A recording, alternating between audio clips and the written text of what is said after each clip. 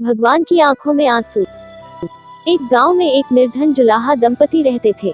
जुलाहे का नाम था सुंदर और उसकी पत्नी का नाम था लीला। दोनों पति पत्नी अत्यंत परिश्रमी थे।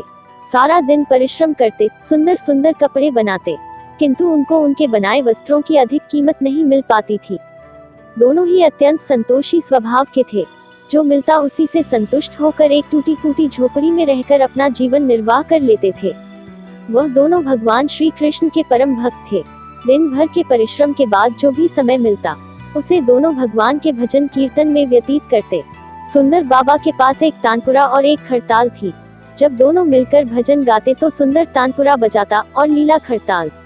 फिर तो दोनों भगवान के भजन में ऐसा खो जाते कि उनको अपनी भूख प्यास की चिंता भी नहीं रहती थी। यूं तो दोनों संतोषी स्वभाव के थे, लेकिन अपनी दीनहीन अवस्था के लिए उन्होंने कभी भी भगवान को कोई उल्हाना नहीं दिया और अपने इसी जीवन में प्रसन्न थे। किंतु एक दुख उनको सदा कचोटता रहता था, उनकी कोई संतान नहीं थी। इसको लेकर वह सदा चिंतित रहा करते थे, किंतु फिर भी सदा भगवान में मग्न रहते। इसको भी उन्होंने भगवान की ही लीला समझकर स्वीकार कर लिया और निष्काम रूप से श्री कृष्ण की प्रेम भक्ति में डूबे रहते। जब उनकी आयु अधिक होने लगी तो एक दिन लीला ने सुंदर से कहा कि हमारी कोई संतान नहीं है, कहते हैं कि संतान के बिना मुक्ति प्राप्त नहीं होती। अब हमारी आयु भी अधिक हो चली है, ना जाने कब बुलावा आ जाए। मरने के बाद कौन हमारी चिता को अग्नि देगा और कौन हमारे लिए तर्पण आदि का कार्य करेगा, कैसे हमारी मुक्ति होगी। सुंदर बोला, तू क्यों चिंता करती है, ठाकुर जी है ना, वही सब देखेंगे। सुंदर ने यह बात कह तो दी, किंतु वह भी चिंता में डूब गया। तभी उसके मन में एक विचार आया। वह नगर में गया और श्री कृष्ण के बाल गोपाल रूप की एक प्रतिमा ले आया। घर आकर बोला, अब तुझे चिंता करने की कोई आवश्यकता नहीं है, मैं यह बाल गोपाल लेकर आया हूँ। हमारे कोई संतान नहीं तो वह भी इन्हीं की तो लीला है। हम इनको ही अपने पुत्र के समान प्रेम करेंगे, यही हमारे पुत्र का दायित्व पूर्ण करेंगे, यही हमारी मुक्ति करेंगे। सुंदर की बात सुनकर लीला अत्यंत प्रसन्न हुई। उसने बाल गोपाल को लेकर अपने हृदय से लगा लिया और बोली, आप बिल्कुल ठीक कह रहे हैं, आज से यही हमारा लल्ला है।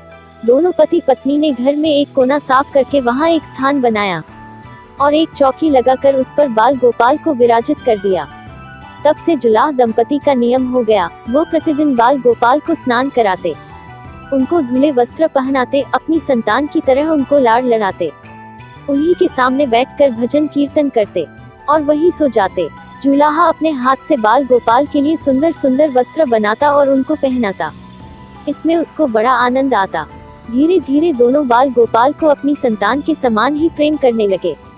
लीला का नियम था कि वह प्रतिदिन अपने हाथ से अपने लल्ला को भोजन कराती, तब स्वयं भोजन करती। लल्ला को भोजन कराते समय उसको ऐसा ही प्रतीत होता मानो अपने पुत्र को ही भोजन करा रही हो।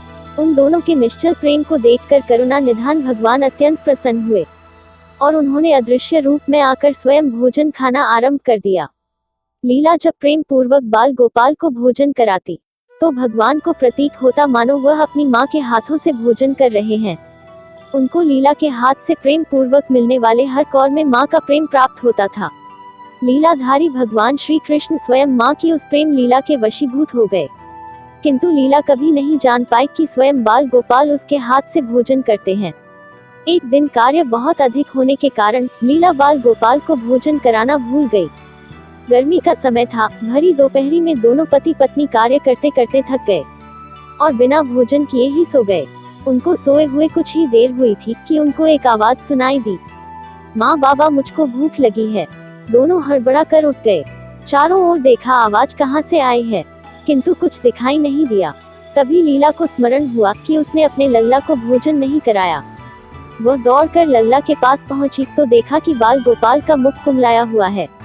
इतना देखते ही दोनों पति पत्नी वही उनके चरणों में गिर पड़े। दोनों की आंखों से आंसुओं की धार बह निकली। लीला तुरंत भोजन लेकर आई और ना जाने कैसा प्रेम उमड़ा कि लल्ला को उठाकर अपनी गोद में बैठा लिया और भोजन कराने लगी। दोनों पति पत्नी रोते जाते और लल्ला को भोजन कराते जाते, साथ ही बार बार उनसे अपने अपराध के लिए क्षमा मांगते जाते। ऐसा प्रगाढ़ प्रेम देखकर भगवान अत्यंत द्रवित हुए और अंतर्यामी भगवान श्री हरि साक्षात रूप में प्रकट हो गए। भगवान ने अपने हाथों से अपने रोते हुए माता पिता की आंखों के आंसू पोंछे और बोले, प्रिय भक्त, मैं तुम्हारी भक्ति से और प्रेम से अत्यंत प्रसन्न हूँ। तुम जो चाहे वर मांग लो, मैं तुम्हारी प्रत्येक इच्छा पूर्ण करूँगा। इतना सुनते ही दोनों भगवान के चरणों में गिर पड़े और बोले, दया निधान, आप हमसे प्रसन्न हैं और स्वयं हमारे सम्मुख उपस्थित हैं।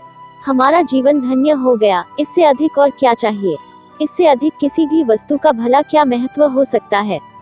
आपकी कृपा हम पर बनी रहे, बस इतनी कृपा करें। श्री हरि बोले, यदि तुम चाहो तो मैं तुम्हारे जीवन में संतान के अभाव को समाप्त करके तुम्हें एक सुंदर संतान प्रदान करूंगा। यह सुनते ही सुंदर और लीला एकदम व्याकुल होकर बोले, नहीं भगवान, हमको संतान नहीं चाहिए।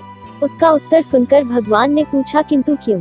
अपने जीवन में संतान की कमी को पूर्ण करने के लिए ही तो तुम मुझको अपने घर लेकर आए थे। यह सुनकर वह दोनों बोले, प्रभु, हमको भय है कि यदि हमको संतान प्राप्त हो गई तो हमारा मोह उस संतान के प्रति बढ़ जाएगा और तब हम आपकी सेवा नहीं कर पाएंगे। उनका प्रेम और भक्ति से भरा उत्तर सुनकर करुणा निधान भगवान करुणा से भर उठे। स्वयं भगवान की आंखों से आंसू टपक पड़े।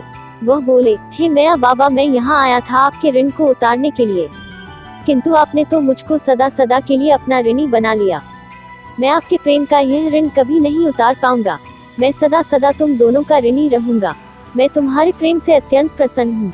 तुमने अपने निर्मल प्रेम से मुझको भी अपने बंधन में बांध लिया है। मैं तुमको वचन देता हूँ कि आज से मैं तुम्हारे पुत्र के रूप में तुम्हारे समस्त कार्य पूर्ण करूंगा। तुमको कभी संतान का अभाव नहीं होने दूंगा।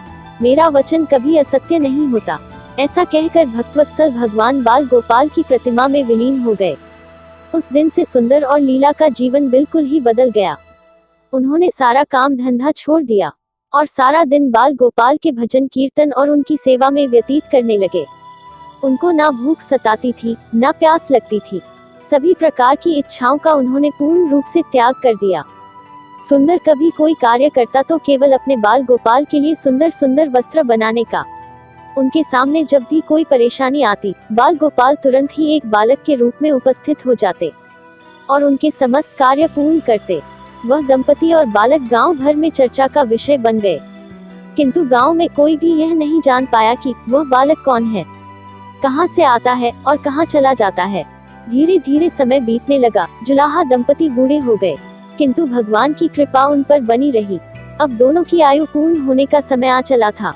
भगवान प्रेरणा से उनको यह ज्ञात हो गया कि अब उनका समय पूरा होने वाला है।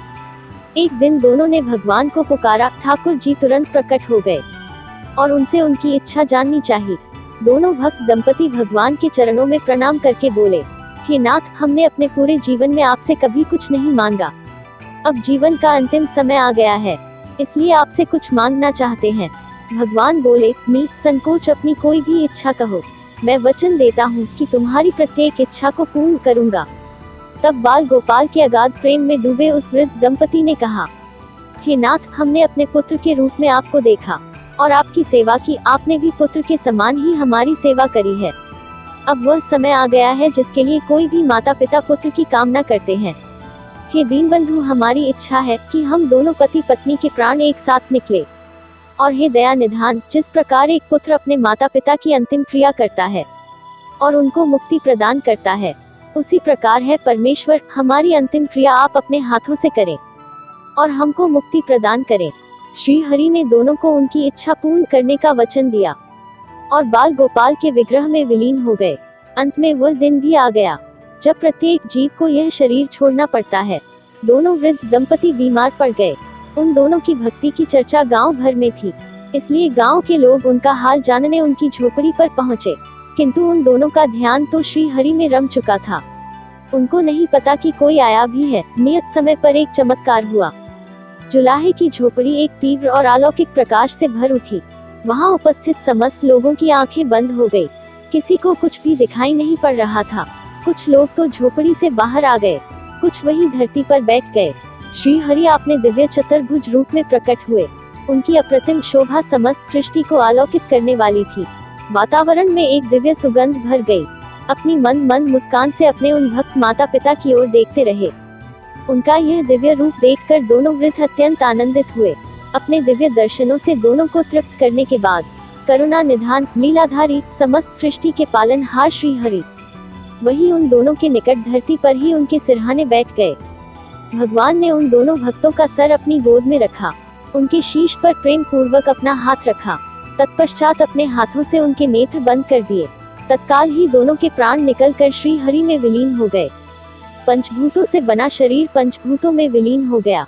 कुछ समय बाद जब वह दिव्य प्रकाश का लोप हुआ, तो सभी उपस्थित ग्रामीणों ने देखा कि वहां ना तो सुंदर था, ना ही लीला थी और ना ही बाल गोपाल थे। शेष थे तो मात्र कुछ पुष्प जो धरती पर पड़े थे, और एक दिव्य सुगंध जो वातावरण में चारों ओर फैली थी। विस्मित ग्रामीणों में श्रद्धा से उस धरती को नमन किया, उन पुष्पों को उठाकर शीश से लगाया तथा सुंदर लीला की भक्ति और गोविंदा के नाम का गुणगान करते हुए चल दिए पुष्पों को श्री गंगा जी में विसर्जित करने के लिए। तो दोस्तों, कैसी लगी आपको यह कहानी? अगर अच्छी लगी हो तो कमेंट में जय श्री राधे अवश्य लिखें। जय श्री राधे।